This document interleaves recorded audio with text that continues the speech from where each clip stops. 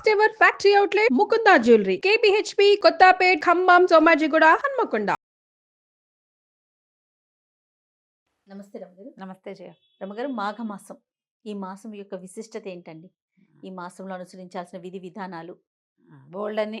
ఆ, మాఘం పుష్యమాసం అవ్వంగానే సంక్రాంతి పండగ వెళ్ళేసరికల్లా ఇంచుమించు ఓ వారం 10 రోజుల్లో అలా వచ్చేస్తుంది. ఈ సంవత్సరం 22వ తారీఖే మనకి మాఘమాసం. మాఘమాసం వచ్చేస్తుంది.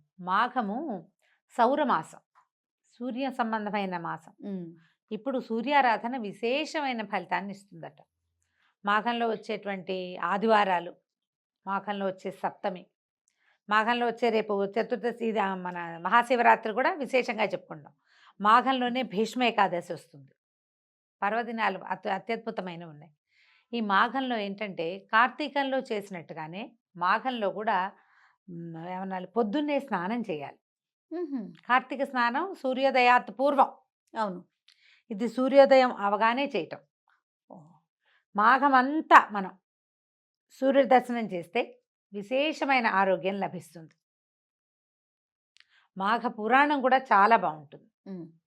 మాఘ పురాణము బాగుంటుంది, చేసాం కదా. మాఘ పురాణం వినడం కూడా మంచి విశేషమైన ఫలితాన్ని ఇస్తుంది. ఇప్పుడు ఏంటంటే సూర్యుడు నిన్నటి నుంచి, మనం ఎప్పటి నుంచి, మకర సంక్రమణం నుంచి కొంచెం భూమికి దగ్గరగా వస్తాడు. దగ్గరగా రావటం, ఉత్తరం వైపుకి వాలి మనకి ఉదయించటము, తేజరిల్లటం, సౌరశక్తి పెరగటం మొదలు పెడుతుంది అనమాట. భూమికి కొంచెం దగ్గరగా వస్తాడు. ఇలాంటప్పుడు గనక మనం సూర్యారాధన చేస్తే ఆరోగ్యానికి మంచిది, ప్రకృతికి మేలు చేసే ఆరాధన ఏంటంటే సూర్యారాధన. సూర్యుడు ప్రత్యక్ష నారాయణ స్వరూపం కదా. ఇప్పుడు మనం మామూలుగా చెప్పుకుంటాం సృష్టి స్థితి లయకారకులు. సృష్టికారకుడు బ్రహ్మ, స్థితికారకుడు విష్ణువు, లయకారకుడు శివుడు. స్థితికారకుడు అంటే విష్ణువు ఏం చేస్తాడు, మనని కాచి కాపాడతాడు కదా. ఆ కాచి కాపాడే దాంట్లో మనకి ఆహారాన్ని ఇవ్వడము, ఆరోగ్యాన్ని ఇవ్వటం అనేది ఒక ప్రత్యేకమైన సెషన్ కదా, ఒక ప్రోగ్రామ్. ఆ ప్రోగ్రాంకి అధిపతి సూర్యుడు. సూర్యుడి వల్లే మనకి పంటలు పండుతాయి, సూర్యరశ్మి వల్లే ఆరోగ్యం, సూర్యుడి వల్లే మన రోజు, మన దినం గడుస్తుంది కదా. ఏ దినం, అనుదినము మనకి సూర్యుడు కనపడాల్సింది. ఏ రోజున సూర్యుడు లేడో ఆ రోజున చీకటిగా ఉంటుంది జీవితం. సూర్యుడు లేకపోతే పచ్చదనం లేదు. పచ్చదనం లేకపోతే పంట లేదు, పంట లేకపోతే తిండి లేదు, తిండి లేకపోతే మనిషి లేడు. ఇంకా సైకిల్ కదా ఇదంతా. సో ఇప్పుడు వచ్చేటువంటి సూర్యుడిని ఆరాధించడం చాలా విశేషమైంది. మాఘంలో ప్రత్యేకంగా మామూలుగా మనకు ఆదివారాలు, సప్తమి తిథులు సూర్యుడికి సంబంధించినవి. రవివారం అంటాం ఆదివారం కదా, సండే. సండే కాబట్టి ఈ ఆదివారం నాడు, మామూలు ఆదివారాలు ఎట్లా చేసుకుంటాం మనం, మామూలు అది మన ఆట విడుపుగా ఉంటుంది. మాఘ ఆదివారాలు పర్వదినాలు. ఈ మాఘపు ఆదివారం రోజున తప్పకుండా సూర్యుడిని నమస్కరించటము విశేషంగా, తర్వాత సూర్యుడి కోసం పాలు పొంగించటము, సూర్యుడికి సంబంధించిన స్తోత్రాలు చదువుకోవటం. ఆ రోజు నియమం ఏం చెప్తారంటే స్త్రీ తైల మధు మాంసాన్ని వర్జయేతని. ఓకే, బ్రహ్మచర్యం చేయాలి, తైలం మానేయాలి, నూనె మానేసి నేతితోటి వంట చేసుకోవాలి. మధువు మాంసము కూడా పనికిరావు. ఏదైనా తాగటం కానీ మాంసాహారం కానీ నిషేధించబడింది. సంవత్సరం అంతా మీరు నిషేధంలో ఉన్నా లేకపోయినా కనీసం ఈ మాఘమాసంలో ఉన్న 4 ఆదివారాలని క్యాలెండర్లో టిక్ చేసుకుని ఆ 4 days అయినా మానేయచ్చు. అంటే మానేయండి అంటే ఎలా ఉంటుంది, ఆజ్ఞగా ఉంటుంది. ఆజ్ఞ కాదు, మానేయాల్సిందే అని చెప్పట్లేదు. మానేస్తే మీకు మంచిది. ఇప్పుడు ఇవన్నీ కూడా అంతే, దేశానికి మన కూడా ప్రయోజనం ఏమి లేదు, ఎవరికి వారికే కదా, మన సొంతానికి మనకి కదా. నువ్వు ఎవరైనా ఒకళ్ళు మానేస్తే వాళ్ళకి ఆరోగ్యం, ఇంట్లో ఒకళ్ళు మానేస్తే మిగిలిన వాళ్ళకి ఆరోగ్యం రాదు కదా. ఎవరు తింటే వాళ్ళు కడుపు నిండుతుంది, ఎవరు దండం పెట్టుకుంటే వాళ్ళకి ఫలితం ఉంటుంది. అలాగే ఎవరు మానేస్తే వాళ్ళకి రావాల్సిన ఫలితం వస్తుంది. ఖచ్చితంగా ఈ 4 ఆదివారాలని మనం విశేషంగా చేసుకోవచ్చు. దీంతో మనకి రథసప్తం ఒకటి వస్తుంది. అవును, ఈ నెలలో మనకి ఇంకో ప్రత్యేకమైన తిథి ఏంటంటే శ్రీ పంచమి, వసంత పంచమి అని చెప్తాం కదా. మాఘంలో వచ్చేటువంటి 5వ రోజు ఈ పంచమి నాడే సరస్వతీదేవి జన్మదినం అని చెప్తారు. ఈ రోజున మనం సరస్వతి పూజ చేసుకుంటాం.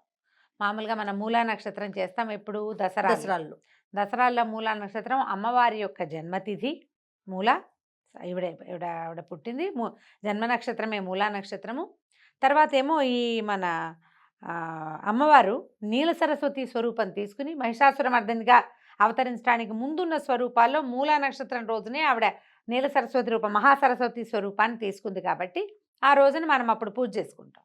ఈ ప్రత్యేకంగా సరస్వతికి పూజ చేసేది ఈ శ్రీ పంచమి నాడు. సరస్వతి శుద్ధ జ్ఞాన స్వరూపం. సరస్వతి ఆరాధన వల్ల జ్ఞానం వస్తుంది. అదేమిటి ఓన్లీ చదివేనా జ్ఞానం అంటే? కాదు కదా, బుద్ధి కదా, బుద్ధి. అది అన్ని రకాలుగాను. ఇప్పుడు బియ్యం జరగాలి, అదో జ్ఞానం కదా. అవును. అవి ఎక్కడి నుంచైనా ఏదైనా ఒక ఊరు ప్రయాణం చేయాలంటే దానికి కావాల్సిన వివరాలన్నీ తెలుసుకోవాలి, వివరాలన్నీ గుర్తుపెట్టుకోవాలి. అవన్నీ జ్ఞానానికి సంబంధించిన విషయాలు. అవును. ఓ ఊరు, ఓ ప్రాంతము, ఓ విషయము, జనరల్ నాలెడ్జ్ అంటాం కదా దాన్ని మనం. ఈ నాలెడ్జ్ జ్ఞాన సంబంధమైన వ్యవహారం. అది ఆ జ్ఞాన సంబంధమైన విషయాలని సరస్వతి దేవితోటి రిలేట్ అయి ఉంటాయి. ఈ శ్రీ పంచమి రోజున ఎవరైతే శ్రద్ధగా సరస్వతిని ఉపాసిస్తారో వాళ్ళకి జ్ఞాన సముపార్జనకు అవకాశం లభిస్తుంది. అందుకని విద్యాభ్యాసాలు అవి చేసేటప్పుడు ఈ మన పిల్లలకి అక్షరాభ్యాసం చేయించాలంటే మూలా నక్షత్రం నాడు కుదిరితే కుదిరింది, లేకపోతే ప్రధానంగా ఈ సరస్వతి పూజ రోజున శ్రీ పంచమి నాడు చేయిస్తాం. అవును. ప్రఖ్యాతమైన సరస్వతి ఆలయాలు మనకి చాలా ఉన్నాయి. మాఘంలో కిటకిట్లాడుతూ ఉంటాయి అవి. అమ్మవారు ఈరోజు జన్మించింది అని చెప్తారు శ్రీ పంచమి నాడు. సో ఆమె జన్మతిథి కాబట్టి తప్పకుండా ఈరోజు పిల్లలతోటి ఏదైనా సరస్వతికి సంబంధించిన ఒక శ్లోకం చెప్పించి ఇంట్లో అవకాశం ఉంటే సరస్వతి దేవి పటం ఒకటి పెట్టుకోవటం. చిన్న కలశం మామూలుగా కొబ్బరికాయ చెంబులో నీళ్లు కానీ బియ్యం కానీ పోసి కొబ్బరికాయని పెట్టుకుంటాం కదా. అవును. సరస్వతి దేవిని అందులో ఆవాహన చేసి షోడశోపచారాలు చేసి పూజ చేసుకోవచ్చు. అంత పెద్ద పూజ నా వల్ల కాదండి, మా ఇంట్లో అలవాటు లేదంటే సరస్వతి దేవి పటం ఒకటి ఉంచుకోండి ఇంట్లో, పిల్లలతో దండం పెట్టించండి, మీరు దండం పెట్టుకోండి. మనకు కూడా జ్ఞానం ఉండాలి. జ్ఞానానికి సంబంధించిందే జ్ఞాపక శక్తి కూడా. రేపొద్దున పెద్ద అయ్యాక మనకి ఏ డిమెన్షియావో అల్జైమర్సో రాకుండా ఉండాలంటే ఏదైనా మనకి జ్ఞాన సంబంధమైన దేవత పూజ చేసుకుంటే కదా ఆమె గురించిన శ్లోకాలు, స్తోత్రాలు, సరస్వతి స్తవము బోళ్ళని దొరుకుతాయి. మామూలుగా మనం చెప్పించుకునే సరస్వతి నమస్తుభ్యం ఎలాగూ ఉంది. ఏదైనా ఒకటి చక్కగా చదువుకుని అమ్మవారికి దండం పెట్టుకోవటం, శ్రీకారాలు పుస్తకాల్లో శ్రీకారం రాసుకోవటం, ఆ రోజు ఖచ్చితంగా పిల్లల్ని కాసేపు చదివించటం, తప్పకుండా ఏదైనా దేవాలయానికి తీసుకెళ్ళటం. సరస్వతి ఆలయానికి వెళ్ళగలిగితే జనం అంతా అక్కడికే చేరుతారు.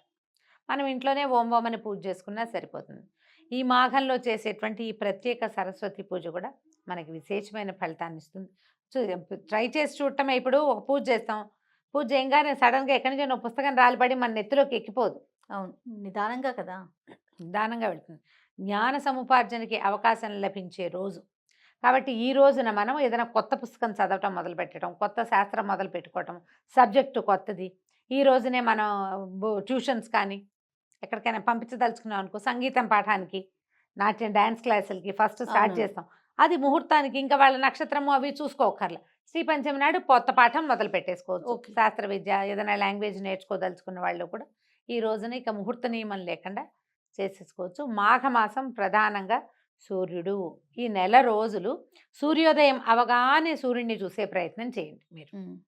క్యాలెండర్లో గుర్తుపెట్టుకోండి. తర్వాత నెల మాఘం తర్వాత ఫాల్గుణ మాసం వచ్చేసరికి సూర్యుడు చొరచొరలాడడం మొదలు పెట్టేస్తాడు. అవును, ఫాల్గుణంలో చూడలేకపోతాం, మాఘంలో చూడగలుగుతాం. సన్ గేజింగ్ అని ఒక ప్రత్యేకమైన ప్రక్రియ ఉంది.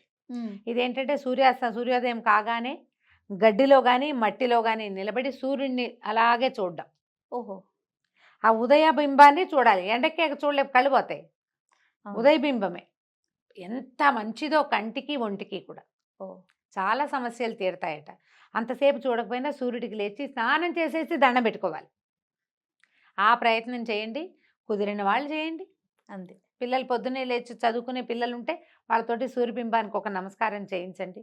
ఆ సూర్యకిరణాన్ని ఆస్వాదిస్తే మీకు ఏంటంటే స్కిన్ ప్రాబ్లమ్స్ తగ్గిపోతాయి, బ్రెయిన్ షార్ప్ అవుతుంది. అసలు ఆరోగ్యం భాస్కరాది ఇచ్చేదన్నారు. ఒకవేళ మీరు స్నానం చేసేసి తయారుగా ఉంటే చక్కగా సూర్యబింబానికి ఎదురుకుండా నిలబడి ఆదిత్య హృదయం చదువుకోండి. దానివల్ల కూడా ఎంతో మంచి ఫలితం లభిస్తుంది. తప్పకుండా ఇన్ని ఫలితాలు ఇచ్చే మాఘమాసాన్ని ఆరోగ్యాన్ని ఇచ్చే మాసంగా ఎవరికి కావాల్సిన పద్ధతిలో వాళ్ళు మార్చుకుంటే మంచిది. తప్పకుండా. నమస్తే. నమస్తే.